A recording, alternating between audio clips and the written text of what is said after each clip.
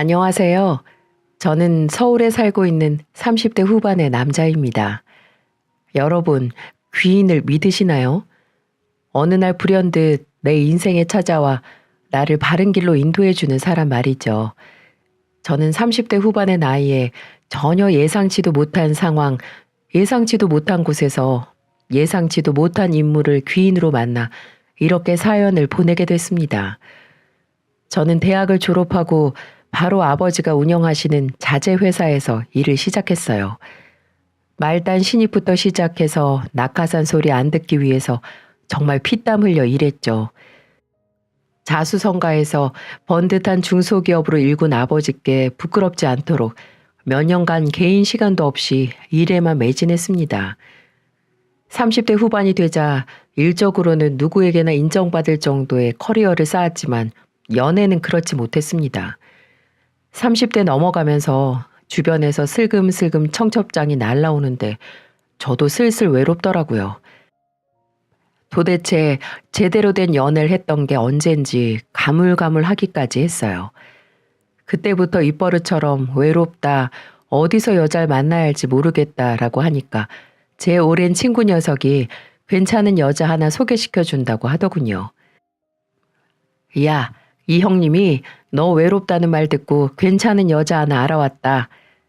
진짜? 어떤 여잔데? 어디서 아는 여자야? 회사 거래처 여직원인데 왜 땡땡 식품 있잖아. 뭐 땡땡 식품? 거기 대기업이잖아. 능력 있는 여자네. 맞아. 명문대 출신에 바로 대기업 취업한 엘리트야. 그것뿐이냐? 외모도 딱 네가 좋아하는 타입이야. 왜 청초한 아나운서상. 성격도 괜찮아. 아, 말하다 보니 너한텐 좀 아까운데? 야, 아깝게 뭐가 아까워? 내가 만나면 진짜 잘해줄 자신 있어. 나 이미 간하고 쓸개 다 줄 준비 됐다. 친구의 말을 들은 저는 빨리 그 여직원을 만나고 싶어 안달이 났었죠. 드디어 그렇게 만난 여자는 정말 제가 꿈에 그리던 이상형이었습니다. 맑게 생긴 아나운서 스타일에 쾌활하고 다정한 말투, 거기에다 좋은 직장까지.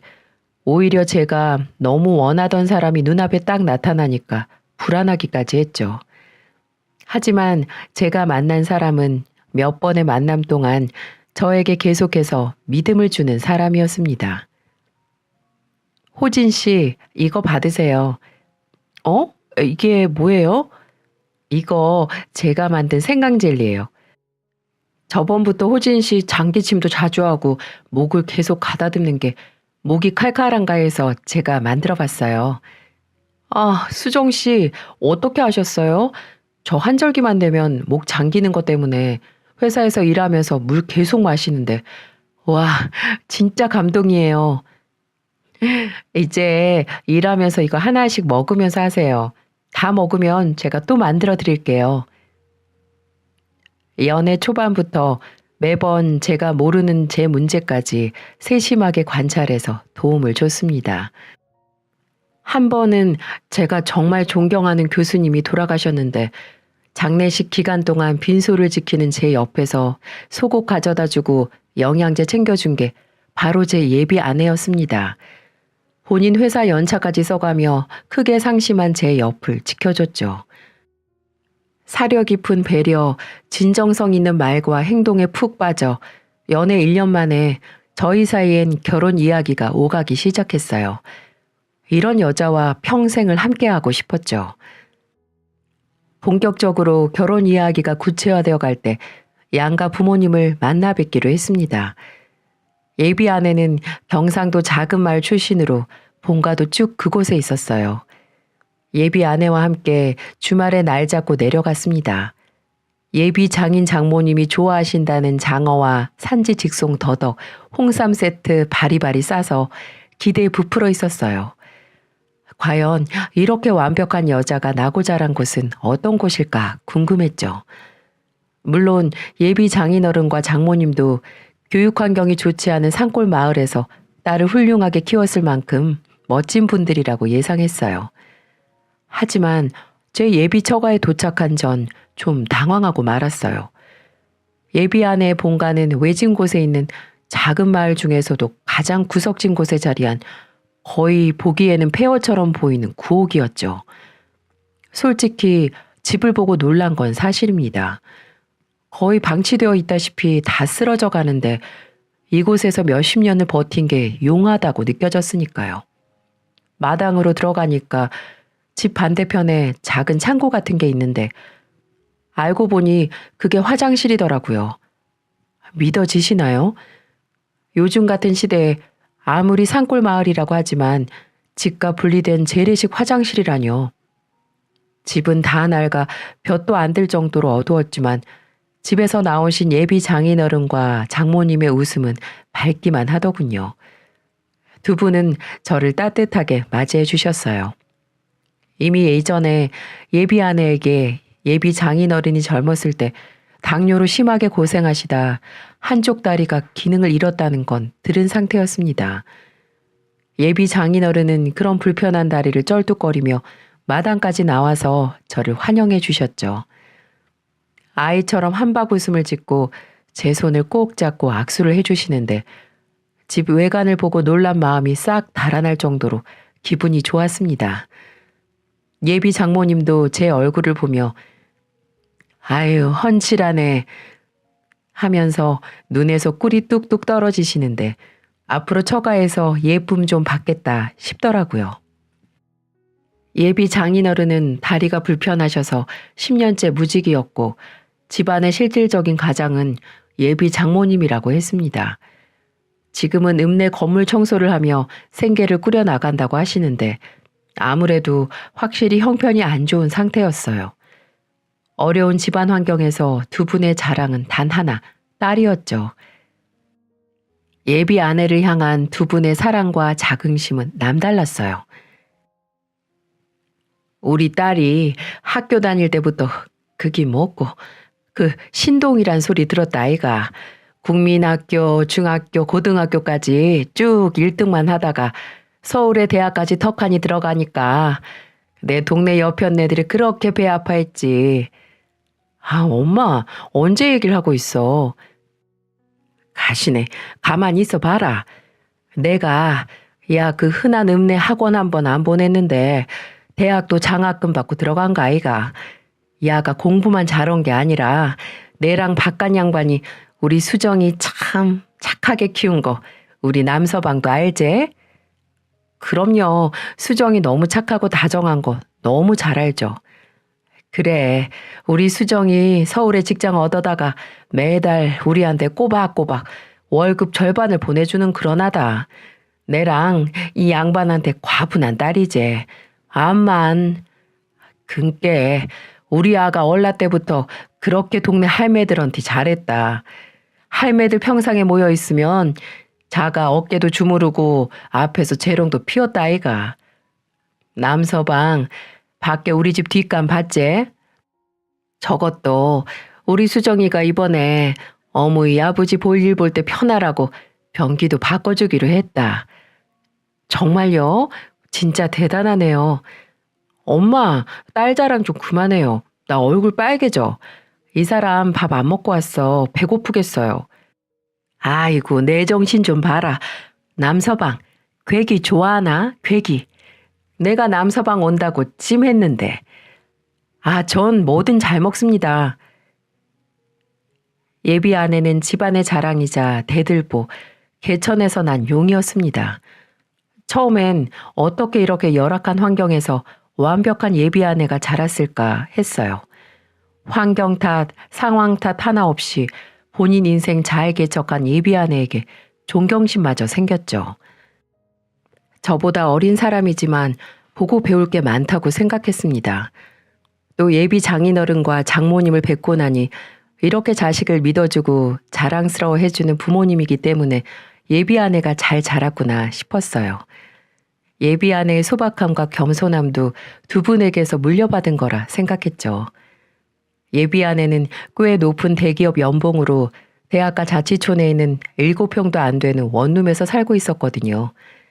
그때는 왜 잘 나가는 예비 아내가 이런 곳에서 살까 했는데 월급의 절반을 계속 부모님께 드렸다니 이제야 이해가 됐죠. 저는 어려서부터 지금까지 변함없이 부모님을 그렇게 살뜰히 모시는 예비아내 심성에 또 한 번 반하게 됐습니다. 예비 처가에서의 첫인사는 처음부터 끝까지 화기애애했어요. 예비 장인어른, 장모님 두 분 모두 소중하고 착한 딸 잘 부탁한다고 결혼을 허락하셨죠. 예비 아내의 부모님을 만나 뵙고 나니 아무래도 더 가까워진 것 같았어요. 그때쯤 예비 아내를 소개시켜준 친구에게서 연락이 왔어요. 결혼 허락도 받았으면 한턱 크게 쏘라고 말이죠. 제 이상형의 여자를 만나게 해준 친구인데 안 그래도 술 한잔 사야겠다고 생각하던 참이었습니다. 저는 예비 아내와 함께 친구를 만났죠. 야, 이 자식 좋은 여자 소개시켜줬더니 단번에 낚아채고 소식도 없어. 이래서 머리 검은 짐승은 거두는 게 아니라더니 은혜도 모르는 놈 일단 한 잔 따라봐. 야, 오버하지 마. 결혼 얘기 나온 후에 너무 바빠서 내가 경황이 없었다. 수정 씨, 아니, 재수 씨, 얘가 이렇게 차가운 놈이라니까요. 한 번 뒤돌면 먼저 연락할 때까지 문자 한 통이 없어요. 호진 씨가 요즘 바쁘긴 했어요. 야, 바로 편드시네. 이거 외로워서 나도 빨리 장가라도 가야지 진짜. 너 만나는 사람 있냐? 얘가 사람 무시하네. 근데 너 내 덕분에 이렇게 예쁜 신부 잡았는데 뭐 하나 없냐? 왜 가까운 데서 결혼 중매해주면 양복 하나 해준다잖냐. 이 새끼 이거 노리고 불렀네. 속 보이는 놈. 야, 너 그럼 진짜 입 싹 닦으려고 했냐? 그래 호진 씨, 동진 씨 덕분에 우리들 이렇게 만나서 결혼까지 하는데 뭐라도 해서 줘야죠. 저도 호진 씨 만나게 해줘서 뭐라도 해주고 싶은데 호진 씨는 아니에요? 이야, 역시 우리 재수 씨 말 잘 통하시네. 재수 씨, 결혼식 준비 걱정 마세요. 저 아는 것도 많고 아는 사람도 많아서 저 새끼보다 돈 많이 들걸요? 저 자식 결혼식장이나 혼수, 신혼여행지 다 재수 씨가 알아서 하라고 하죠? 어머, 어떻게 하셨어요? 저 자식 예전부터 뭐 하나 고르거나 결정하는 거에 젬병이었어요. 으유, 한심한 놈. 그 정도까진 아니다. 그냥 우리 수정이 좋아하는 걸로 다 맞추고 싶으니까 그러지. 아니긴 뭐가 아니야 임마. 회사 거래처 직원 사이인 두 사람은 언제부터 친했다고 죽이 척척 맞더라고요. 하지만 저도 예비 아내 소개시켜준 친구 녀석에게 고맙긴 해서 제 결혼식 날 입을 맞춤 양복을 해주겠다고 약속했습니다. 이후에도 종종 예비 아내와 친구 이렇게 셋이서 식사나 술자리를 만들어서 만났어요. 예비 아내의 말로는 이제 결혼할 사람이니 상대 친구들을 함께 만나는 게 서로 가까워진다나요? 제 친구뿐만이 아니라 저도 아내의 친구들에게 몇 번 인사를 했습니다. 확실히 서로의 친구를 소개시켜 주니까 뭔지 모를 유대감이 생기는 것 같았어요. 재수 씨, 결혼 준비는 어떻게 돼가요? 아직 제자리예요, 동진 씨. 호진 씨 아버님을 아직 못 뵀어요. 어? 왜요? 야, 아버님을 왜 소개를 아직 안 해주고 있어? 아, 그게 아니고 우리 아버지가 근래 계속 바쁘셨어. 저번 달엔 출장도 잦으셨고 이제 자리 만들어야지. 뭐야, 혹시 아버지가 결혼 너무 급하게 한다고 뭐라 하시냐? 급하긴 뭐가 급해. 그런 거 아니야. 수정아, 혹시라도 이상한 생각하지 마. 우리 아버지 수정이 엄청 보고 싶어 하셔. 알아요, 알아. 그때 아버지 회사 지점을 늘리는 문제로 아버지가 마땅히 시간이 나질 않으셨거든요. 혹시나 예비 아내가 오해라도 할까봐 전 빨리 아버지에게 소개시켜야겠다 싶었어요. 저는 부랴부랴 아버지께 말해 약속 날짜를 잡으려고 했죠. 하지만 이게 무슨 일인지 예비 아내가 저에게 임신 사실을 알렸습니다. 저희 둘 사이가 너무 좋았던 걸까요? 양가 부모님 다 만나 뵙기도 전에 혼전 임신이라니. 물론 결혼 전 찾아온 축복에 너무 기뻤죠. 저도 아기를 빨리 갖고 싶었던 터라 언제 생기든 상관이 없었죠.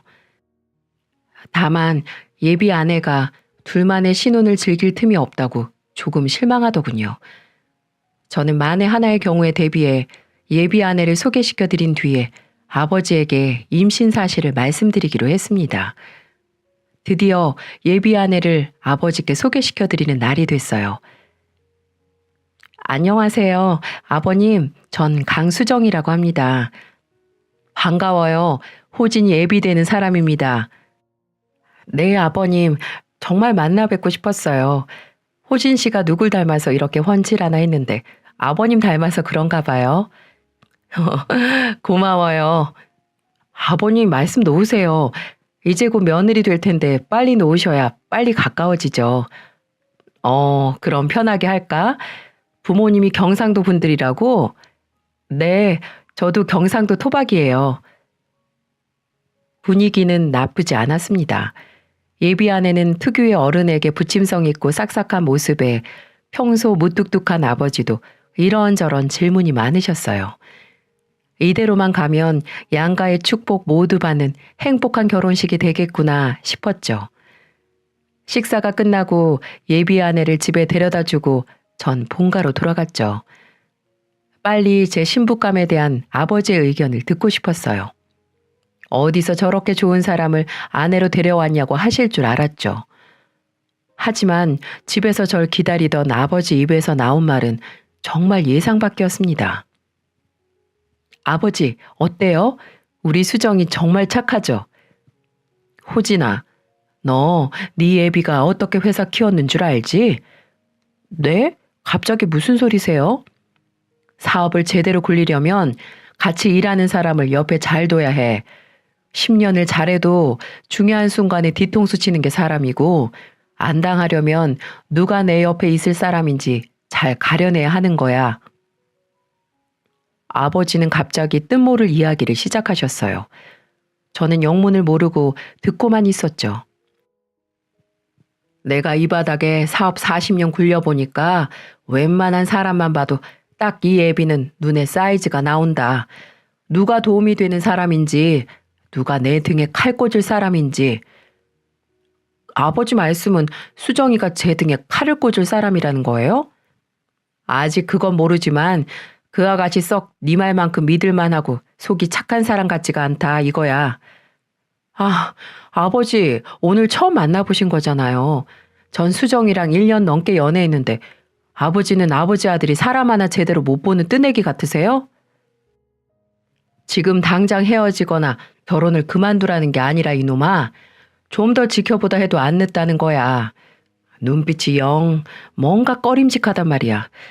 말투나 사람 보는 거 하며 딱 남자 잡아먹을 눈인데 저 눈웃음이 사람 홀려서 알맹이 홀랑 가져갈 웃음이라고 저게. 아버지 수정이에 대해 그렇게 함부로 말하지 마세요. 저 정말 수정이 사랑하고 저랑 결혼할 여자라고요. 내가 헤어지라고 했어? 뭐가 급해서 당장 결혼을 한대. 이 결혼 못 물려요. 이번에 안 하면 늦는다고요. 뭐가 그렇게 급한데? 수정이 임신했어요. 아이는 당연히 제 아이고요. 뭐? 결혼을 늦추라고 하는 아버지에게 전 예비 아내의 임신 사실을 알렸습니다. 예비 아내가 임신을 했으니 결혼을 허락 안 하시진 않을 거라고 생각했어요. 아버지는 한숨을 푹 내쉬더니 말씀하셨습니다. 그래, 네 뜻대로 해라. 애가 들어섰으니 남자가 결혼을 물을 수도 없고 너도 대가리 컸으니 생각이 다 있겠지. 아버지도 찜찜해하시고 저도 아버지의 허락이 찜찜하긴 하더라고요. 하지만 그나마 허락은 하셔서 다행이라고 스스로를 위로했죠. 아버지는 일찍 어머니를 먼저 보내시고 혼자 저를 키우셨거든요. 아무래도 하나뿐인 아들의 하나뿐인 가족이니 좀 예민해지시고 걱정이 많으실 거라 생각했죠. 양가의 결혼 허락을 모두 받았으니 저와 예비 아내는 결혼식 준비를 착착 해나갔습니다. 처음엔 결혼을 탐탁지 않아 하셨지만 아버지는 그래도 좋은 집에서 마음 편히 시작하라고 15억 상당의 신축 아파트 매매를 해주셨어요. 예비 아내는 너무 가분하다고 앞으로 저에게나 제 아버지에게나 잘하겠다고 하더라고요. 그렇지만 아버지도 하나뿐인 아들을 믿고 예비 아내에게 정을 주려고 노력하시는 건지 사정이 여의치 않은 예비 아내를 위해 원하는 예당과 혼수 목록을 정해오면 본인이 책임지겠다고 하셨습니다. 이 소식을 들은 예비 아내의 부모님께서 정말 좋아하셨어요. 결혼 전 미리미리 짐을 신혼집으로 옮기기 시작했습니다. 아버지께서 마련해준 혼수 덕분에 짐이 많진 않았지만 전 그래도 넉넉히 일주일 잡고 옮기기로 했죠. 하지만 원룸에서 생활하던 아내는 짐이 박스로 단 8개밖에 나오지 않는다고 하더군요. 굳이 이삿짐 센터에서 연락할 필요도 없이 용달차 하나로 간단히 해결될 것 같았어요. 시간도 얼마 안 걸릴 테니 아내의 짐은 결혼식 바로 전날 옮겨도 문제가 없겠다 싶었죠. 용달차를 어디에서 불러야 할지 고민하는 예비 아내에게 제가 해결한다고 했습니다. 예비 아내가 사는 동네에서 가까운 센터를 찾다가 문득 개인 이삿짐 센터를 시작했다가 접은 대학 선배가 생각나더라고요. 사업 자금이 부족해서 사업을 접게 됐는데 아직 사업이 다 정리가 안 된 상태라서 미리 준비한 용달차 팔지도 못했다고 한 게 떠올랐거든요. 전 그 선배에게 바로 전화를 했습니다. 안 그래도 놀고 있어 시간 많다고 선배는 흔쾌히 도와주겠다고 했죠. 야, 그럼 주소 문자로 찍어 보내라. 내가 시간 맞춰서 갈게. 네, 선배 정말 고마워요. 거기 주변에 마땅한 업체가 없어서 걱정했는데. 야, 고마우면 이걸로 축의금 퉁치자. 아이, 그건 당연한 거고 제가 수고비 더 챙겨드려야죠. 아, 됐다. 임마, 밥이나 사. 그래요, 그럼. 제가 먼저 가 있을 테니까 비밀번호는 안 치고 들어와도 돼요. 그래, 이따 보자. 저는 선배에게 예비 아내의 집 주소와 신혼집 주소를 문자로 보내고 예비 아내에게 전화를 해서 용달차 문제가 해결됐다고 알렸죠. 예비 아내는 살았다고 그런 걱정 안 하고 자기는 결혼식 전이라 샵에서 마사지와 피부 관리 받고 밤에 신혼집으로 가겠다고 하더군요. 저는 알겠다고 한 뒤 신혼집으로 갈 준비를 했습니다. 신혼집에 도착해 먼저 가져다 놓은 제 짐을 정리하고 있었어요. 몇 시간 뒤 선배가 아파트에 도착했다고 문을 열어달라고 연락을 해왔습니다. 저는 공동 현관을 열어주고 현관으로 나가 선배를 기다렸죠. 선배는 몇 분 뒤 끌차에 짐을 싣고 왔습니다. 선배 오셨어요? 우리 진짜 오랜만이죠. 선배한테 이삿짐 배달 부탁하면서 얼굴 볼 줄 몰랐네. 이거 한 번에 다 들고 올라오셨어요? 저 내려오라고 부르시지. 야, 꽉 차 있지도 않아서 무겁지도 않더라. 근데 호진아. 네? 왜요? 근데 선배 안색이 왜 이렇게 안 좋아요? 야, 그게 내가 이걸 너한테 어떻게 꺼내야 할지 모르겠다. 선배는 잿빛이 된 안색으로 주저하며 저에게 이야기를 털어놓기 시작했고 선배 입에서 나온 말들은 전혀 믿을 수 없을 정도로 충격 그 자체였습니다. 야, 내가 들으려고 그런 게 아니라 진짜 나도 이런 경우가 처음이라서 됐다. 일단 네가 듣고 판단하는 게 낫겠어. 선배, 대체 무슨 얘기를 하려고요? 내가 중간부터 녹음을 했는데 일단 들어봐봐. 어리둥절한 제게 선배는 주머니에서 스마트폰을 꺼내 본인이 녹음했다는 걸 들려주었어요. 그래, 다 버렸어, 다. 나 옷도 절반은 버린 것 같아. 야, 이제 마음껏 진짜 잘 살 수 있는 집안에 시집 가는데 뭐하러 그동안 샀던 짝퉁을 들고 가니? 죄다 처분하니까 내 속이 다 시원하다 얘. 짐이 팍 줄어서 편하겠어. 이제 옷장에 전부 백화점에서 산 진짜 배기들로 꽉꽉 채워야지. 아니야, 야. 내가 사달라는 거 다 사줘 진짜. 이번에 제대로 잡았어. 나한테 껌뻑 죽는다니까. 그래, 야 말도 마. 이번에 들어가는 신혼집이 15억짜리다, 15억. 신축 건물이라서 이제 몇 년 사이에 20억, 30억으로 확 오를지 누가 알아. 그거 이제 이혼하면 절반은 다 내 거야, 내 거. 아, 진짜 호구 제대로 잡았다니까. 어? 야, 그래도 3년은 살아야 하지 않겠니? 그동안 죽은 듯이 조용히 있어야지. 어머, 얘 말하는 것 좀 봐. 그러게 누가 멍청하게 사람 보는 눈도 없으래? 다 자업자득이야. 그 사람이 용달 불렀으니까 뭐 조금 있으면 오겠지. 거봐, 다 해준다니까. 나 손 하나 깜짝 안 해도 돼. 이게 대체 무슨 소린 거죠? 선배가 틀은 녹음에서 흘러나오는 목소리는 분명히 얼마 후 저랑 결혼할 예비 아내의 목소리였습니다. 저는 호구 잡았다라고 깔깔거리면서 말하는 목소리에 정신이 아득해졌습니다. 멍하니 지금 저에게 벌어진 일이 대체 무슨 일인지 이해하려고 애쓰는 도중 앞에 있던 선배의 목소리가 저를 깨웠습니다. 네가 알려준 주소로 가보니까 현관문이 열려있더라고. 너한테서 용달 보냈다고 듣고 일부러 열어놓은 것 같은데 내가 들어가는지도 모르고 통화하면서 떠들고 있더라. 처음에 들어갔을 때 물건 다 버리고 갈 거다. 호구 아버지가 혼수도 싹 다 넣어줘서 너무 편하다. 이 소리가 들리는데 이거 녹음해서 너한테 들려줘야겠더라고. 이게 무슨 일이냐 진짜? 이 여자 너하고 결혼하고 나서 일부러 이혼한 다음에 재산 빼돌리려고 했던 거 맞지? 일단 그 여자 통화 끝날 때쯤 들어간 척 아무렇지 않게 행동하긴 했는데 내가 거기서 따질 수도 없는 노릇이고 야, 이거 당장 결혼식이 내일이라도 엎어야지. 아니 오늘이라도 엎어야 할 문제다 호진아. 선배, 저 그 음성 파일 좀 보내주실래요? 그리고 정말 죄송하지만 이 짐들 그 집에 도로 가져다 놔주세요. 죄송해요. 헛고생 시켜서 제가 그 집 비밀번호 드릴게요. 그래. 나한테 미안할 필요 없어. 이 정도는 당연하지. 전 일단 선배에게 녹음 파일을 받았습니다. 그리고 선배에겐 고맙다고 하고 일단 이 일은 비밀로 해달라고 내가 해결하겠다고 말한 뒤에 보냈어요. 그리고 예비 아내, 아니 그년에게 문자를 보냈습니다. 오늘 몸 상태가 영 안 좋으니까 오늘은 내 자취방 가서 일찍 잘게. 그리고 결혼 전에 신랑이 신부 보면 부정 탄다더라. 너도 오늘은 일찍 쉬고 내일 결혼식장에서 보자. 라고 말이죠.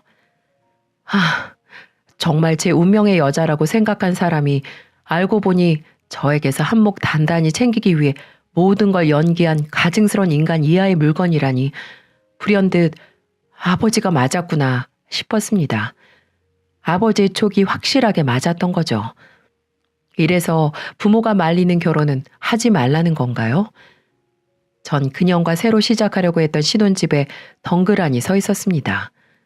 당장 내일이었어요. 내일 그년과 전 결혼식장에 들어가 수백 명의 사람들 앞에서 혼인서약을 할 예정이었단 말입니다. 눈앞이 깜깜해지더군요. 이걸 어디서부터 어디까지 해결해야 하나, 이 결혼을 취소해야 하는 거겠지? 하고 머리가 띵하고 아팠습니다. 그 순간 제가 있는 신혼집을 쭉 눈으로 훑었어요. 그년이 고른 바닥자재와 벽지로 싹 다 리모델링을 끝내 깔끔한 집안 내부와 그곳을 채운 최신식 가전제품들. 그걸 보니 거짓말처럼 다 정리가 되더군요. 내가 저한테 어떻게 했는데 우리 아버지가 아들만 믿고 저를 위해 몇십억짜리 신혼집을 내주고 지가 원하는 혼수로 꽉 다 채워줬는데 내 뒤통수를 치고 이 집 절반을 가져가려고 해? 전 배신감에 온몸이 부들부들 떨렸고 당장 아버지를 만나기 위해 본가로 갔습니다. 결혼 전날 밤에 자신을 찾아온 아들을 본 아버지는 영문 모를 표정을 지으셨지만 제가 울분에 차 설명하는 걸 듣고 크게 노여워하셨어요. 그래도 식 올리고 혼인신고하기 전에 알아서 다행이라고 저를 위로해 주셨죠. 아버지는 당장이라도 그년에게 달려가려고 하셨지만 전 말렸습니다. 사람을 잘못 본 것도 저고 그년을 가족으로 받아들이려고 한 것도 저니까요. 저는 아버지께 제가 해결하겠다고 말씀드렸고 아버지는 못내 알겠다고 하셨죠. 저는 아버지께 내일 결혼식에 저희 쪽으로 오기로 했던 사람들에게 결혼식이 취소됐다는 연락을 돌려달라고 부탁했습니다.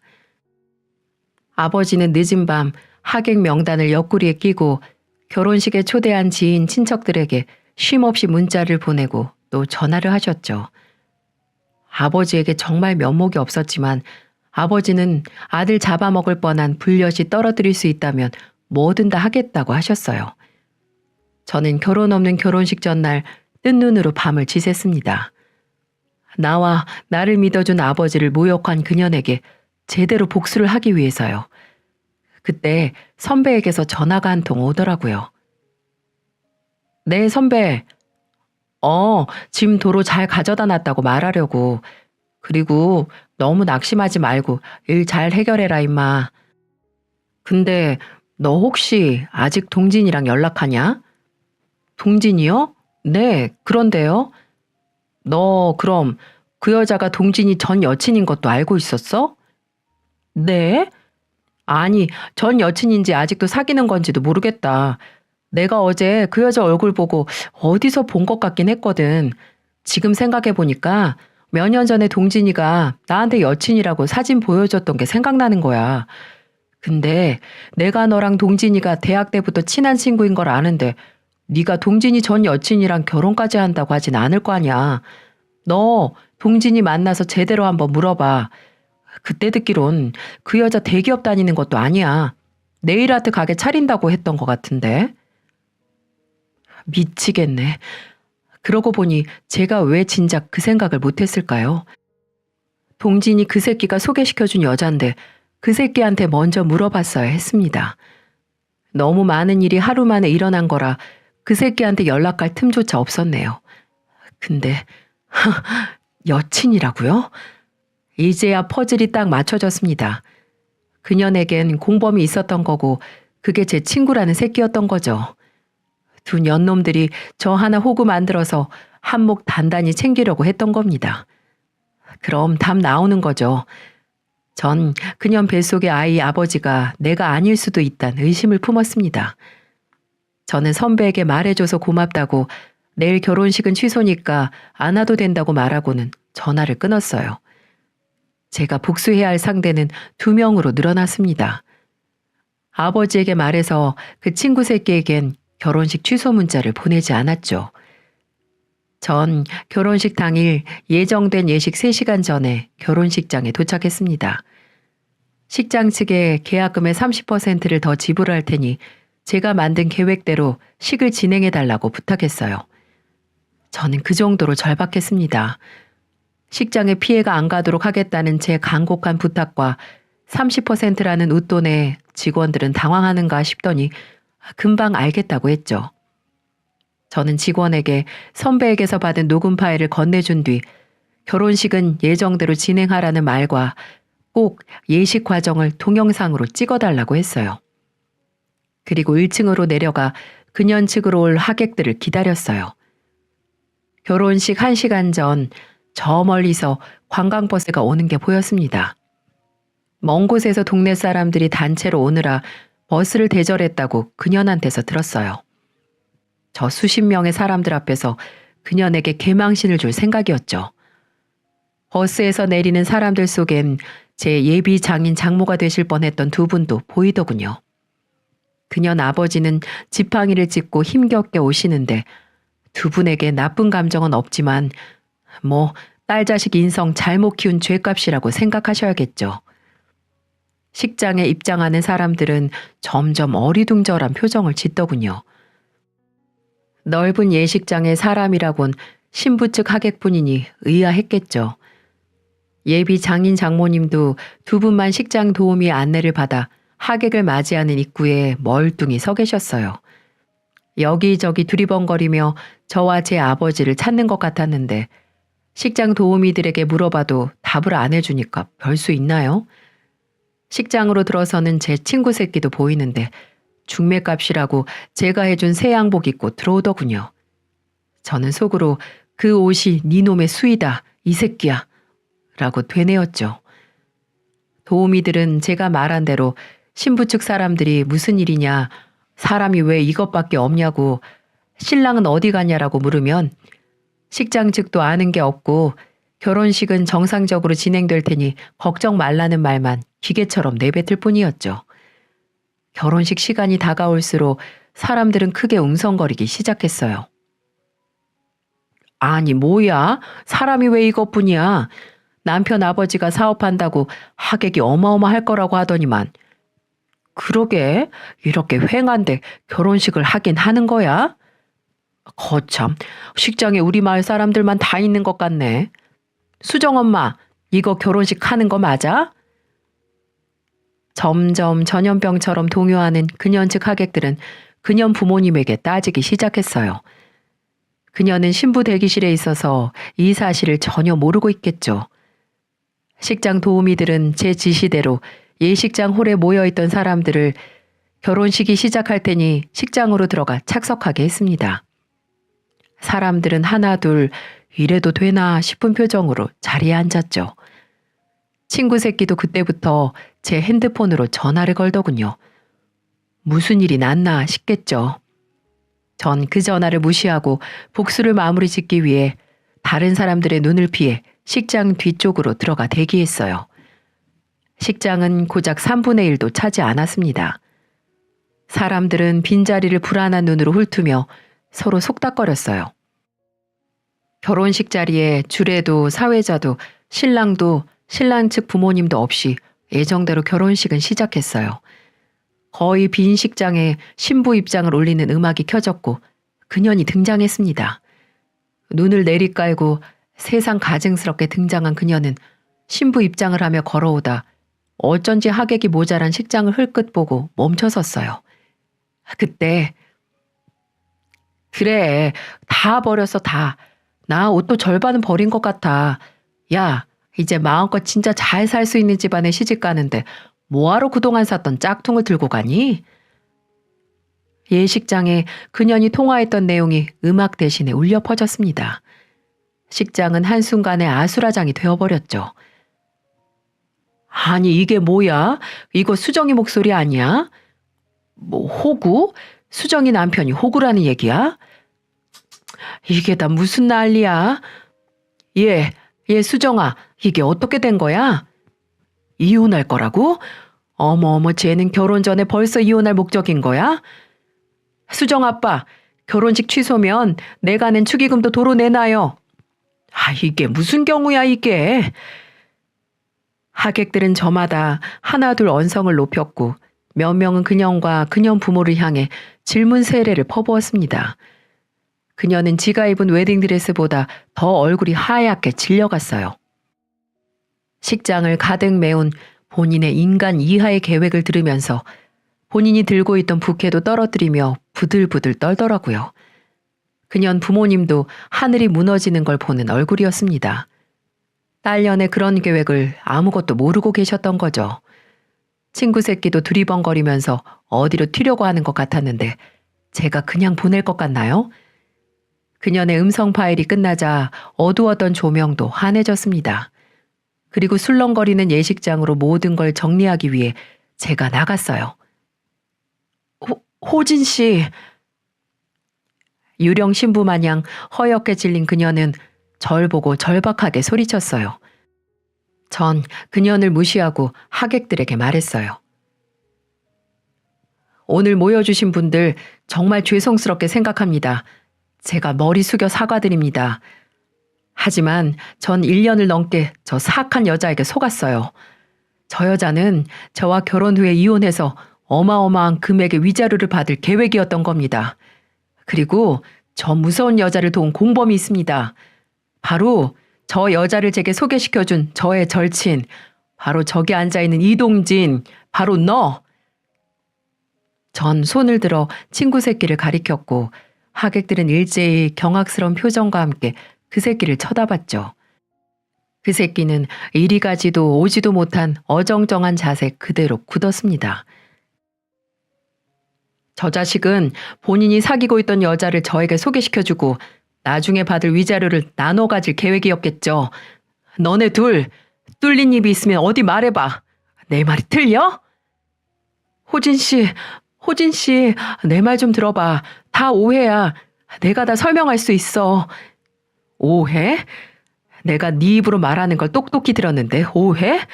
너 진짜 날 머저리로 보는구나. 내가 그 말을 믿을 것 같아? 처음엔 맞아. 당신한테 돈 챙기고 이혼하려고 했는데 그거 다 저 사람 생각이었어. 저 사람이 먼저 지 친구 중에 아버지가 크게 사업하는 부자가 하나 있다고 해서 나도 이렇게까지 될지 몰랐어. 난 처음엔 그냥 생각 없이. 그때 친구 새끼가 정신을 차리고 그년에게 반박하기 시작했죠. 뭐 이년아? 이제 와서 다 내 생각이라고? 호진이 얘기 듣고 돈 뜯어내자고 한 게 누군데 이게 어딜 떠넘기고 있어? 호진 씨, 저 얘기 듣지 마. 난 처음엔 정말 이혼할 생각이었는데 점점 당신이 좋아졌어. 내 마음은 진심이었다고. 우리 좋았잖아.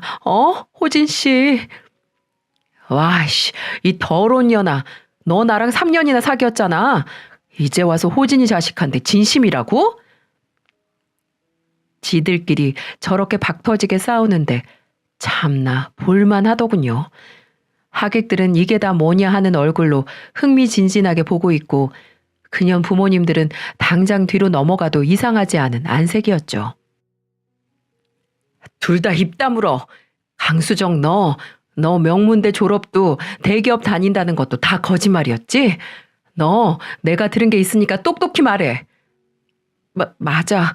근데 저 사람 동진 씨가 시킨 거야 그것도. 야, 신나서 그 회사 사원직 위조한 게 누군데? 그래. 연애할 때 이상할 정도로 회사에 못 찾아오게 한 것도 어딘지 말하는 게 전혀 똑똑해 보이지 않는 것도 내가 다 눈이 멀었던 거겠지. 호진아, 내가 잘못했다. 나도 일이 이 지경까지 올지 몰랐어. 제가 부추기지만 않았으면 나도 안 했을 거야. 맹세해. 내가 먹고 살기 너무 힘들어서 그랬어. 나 한 번만 봐주라. 너랑 내가 몇 년직이냐 친구야. 제발. 친구 새끼는 억지 눈물을 쥐어짜며 식장 바닥에 무릎을 꿇더군요. 그 모습에 연민은커녕 더 화만 났습니다. 넌 몇 년지기 친구를 속여서 등쳐먹는 게 말이 된다고 생각하냐? 됐고 너희 년놈들 다 콩밥 먹을 준비를 하든지 나한테 피해 보상 금액을 주던지 준비나 해라. 뭐?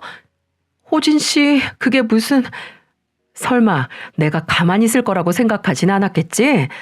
나 너네 둘한테 혼인빙자 사기죄로 고소할 테니까 그렇게 알아. 형사는 물론이고 민사 손해배상까지 청구할 테니까 야, 니들 둘 돈을 영혼까지 끌어모아야겠다. 뭐? 야, 호진아. 호진 씨. 돈 없으면 징역 살든지. 요새는 벌금만 최대 2천인데 민사소송도 따로 할 테니까 넉넉하게 준비해놔. 정신적 손해배상까지 너네들 등골 모조리 빼먹을 테니까. 등쳐먹히는 기분이 어떤지 똑똑히 가르쳐줄게 내가. 호진 씨, 나 당신 아기 가진 여자야. 어떻게 나한테 그럴 수가 있어. 아, 그건 유전자 검사는 하고 나서 말해. 진짜 그 뱃속에 있는 애가 내 애면 그때 말하라고. 근데 명심해.